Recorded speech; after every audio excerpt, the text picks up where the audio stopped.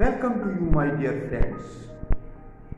आज हम 13वीं सदी ईस्वी के मशहूर सूफी शायर अल्लामा जलालुद्दीन रूमी के कुछ कोटेशंस पर बात करते हैं। Quotation number 1। सूरज की किरणें दीवार पर गिरती हैं और दीवार चमकने लगती है, पर असलियत में ये दीवार की चमक नहीं है। ठीक उसी तरह दुनिया में हर चीज की अपनी कोई खूबी नहीं है, इसलिए तुम उस रिसोर्स की तलाश करो जो कि खुद हमेशा अपनी रोशनी से चमकता है। मालिक के कायनात कुरान मुकद्दस में इरशाद फरमाता है, अल्लाह ताला आसमानों जमीनों का नूर है। अभी बात तो साफ है कि उसका नूर अपनी चमक से हर चीज को चमका रहा है, चाहे वो कोई दीवार हो या कोई दूसरी चीज। यानी कायनात के जर्रे जर्रे में उसी की खूबी या सिफत मौजूद है। उस चीज की अपनी खुद की कोई खूबी नहीं। इंसानों, हैवानों या पेड़ पौधों की अलग अलग खूबियां हों, या दरियाओं के पानी की रवानी हो, पहाड़ों की बुलंदी हो, समंदर की गहराई हो, सूरज की रोशनी हो, चांद की चांदनी हो, गरज के कायनात की जिस चीज पर भी नजर डाली उसमें रब्बे कायनात का ही जलवा दिखाई देता है। अब ये हमारे देखने पर मुनहसिर है। मान लीजिए हमारे घर में कोई बड़ा सा आईना है और वो धूल में अटा हुआ है।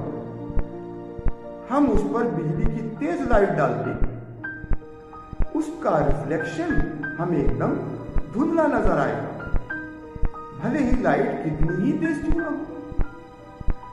अब हम जरा उस आईने को बिल्कुल साफ कर देते हैं, फिर हम उस पर उसी बिजली की लाइट डालते हैं, हमें उस लाइट का रिफ्लेक्शन एकदम तेज नजर आएगा।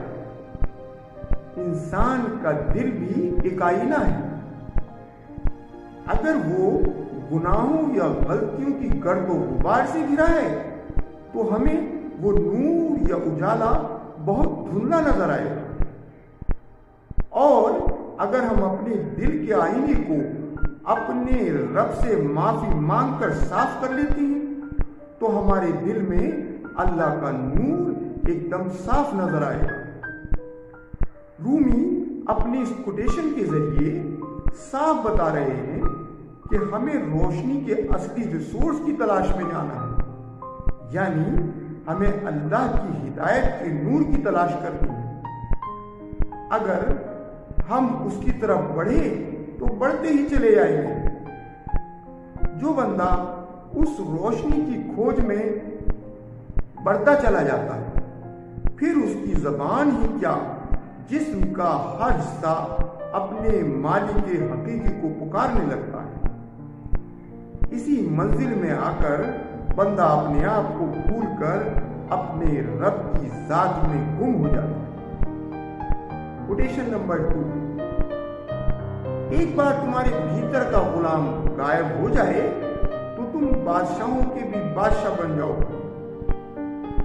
रूमी के इस कोटेशन के साथ मैं डॉक्टर इकबाल के इस शेर को दोहराना चाहता हूं,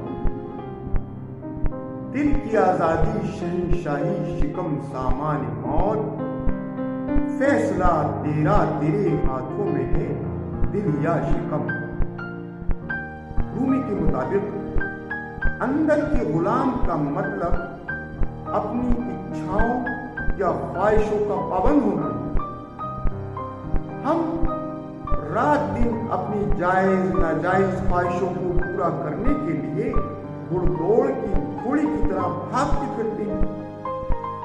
दिन का सुकून और रात की नींद गायब हो जाती है। हमारी उल्टी सीधी चाहतों ने हमें इस कदर जकड़ रखा है कि हमारी सोच ही जकड़ चुकी है। रूमी ने इसी गुलामी से आज़ादी पाने की बात की है।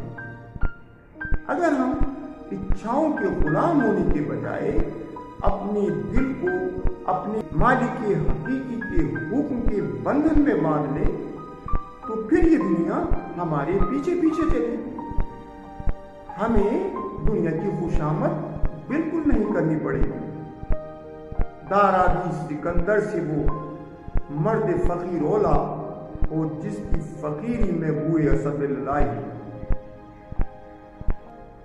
कोटेशन नंबर 3, पानी की तलाश मत करो बल्कि तशनगी को करो। हम किसी वीरान रेगिस्तान में रास्ता भूल जाएं और हमें जोर की प्यास लगने लगे तो हम कुछ भी जतन करेंगे, पानी का रिसोर्स ढूंढ ही लेंगे। अगर हमारे अंदर अपने रब तक पहुंचने या उसे खुश करने का जज्बा या तड़प है तो हम उसे राजी करने के जतन या कोशिश में लगे रहेंगे।